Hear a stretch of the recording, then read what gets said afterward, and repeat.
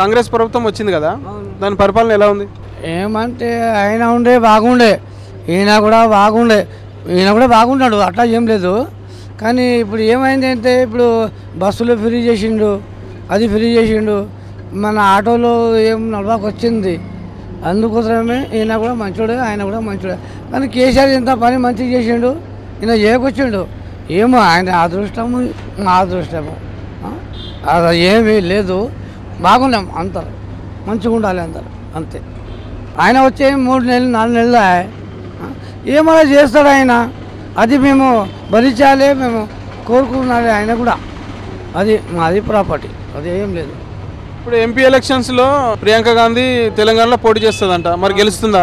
గెలవదు ఆమె. ఎందుకంటే రాజశేఖర్ ఉండే అప్పుడు అలా మాట ఉండేది, ఇప్పుడు రాజశేఖర్ లేడు. జగన్మోహన్ రెడ్డి అంటే అప్పుడు ఆంధ్రాలో ఉన్నాడు, ఇప్పుడు ఇక్కడ వస్తుంటే ఆమె రాదు ఆమె. ఎందుకంటే ఇప్పుడు ఆమె లేదు కదా, అంత కెపాసిటీ లేదు ఆమెది.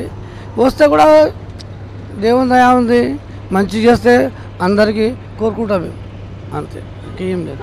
అది కాదు 950 రూపాయలు ఇచ్చి ఇంతవరకు ఆయన చేస్తాడు. 950 రూపాయలు పెట్టి 4 రోజులైంది తీసుకొచ్చిన గ్యాసు, ఇంటి గ్యాసు అడిగినా నేను ఆడపోయి అడిగితే ఏమంటారంట గ్యాస్ వాళ్ళు ఇంకా చేయలేదంట అంటున్నారు. నాకు మొత్తం పైసలు తెచ్చుకున్నారు వాళ్ళు, అదే అది కూడా చేయలేదు.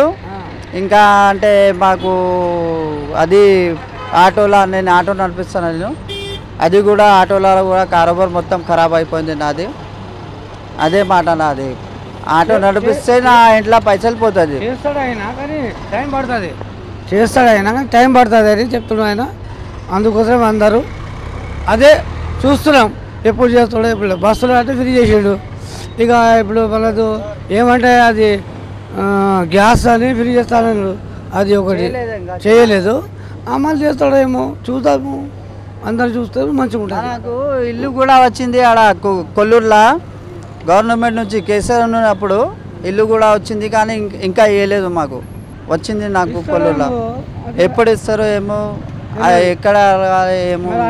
మేము కిరాయి ఇల్లులా ఉంటారు ఇక్కడ. 2500 ఇస్తా అన్నాడు, అది కూడా వేయలేదు ఆయన. ఇక ఎప్పుడు వేస్తాడేమో, అది కూడా చూడాలి కదా మేము. ఆయన ఏమేమి అమలు చేస్తాడో, ఏమేమి చేస్తాడో చూస్తేనే తెలుస్తుంది కదా. చేస్తాడేమో, ఈయన కూడా మంచోడు, ఆయన కూడా మంచోడు. మాకు ఎవరు అన్నం పెడితే వాళ్ళకు ఓటు వేస్తాం మేము. వాళ్ళు అన్నము మనకు ఇవ్వకుంటే దోసుకొని తింటే ఎవరికైనా మేము ఓటు ఇవ్వం. ఇప్పుడు ఎంపీ ఎలక్షన్ వస్తుంది కదా, ఎట్లయినా కేసీఆర్ మంచిగా చేసినాము, ఆయన చేస్తాం. లేకుంటే రేవంత్ రెడ్డి మంచిగా చేస్తే ఆయనకి వేస్తాం, అంత ఇంకేం లేదు సార్.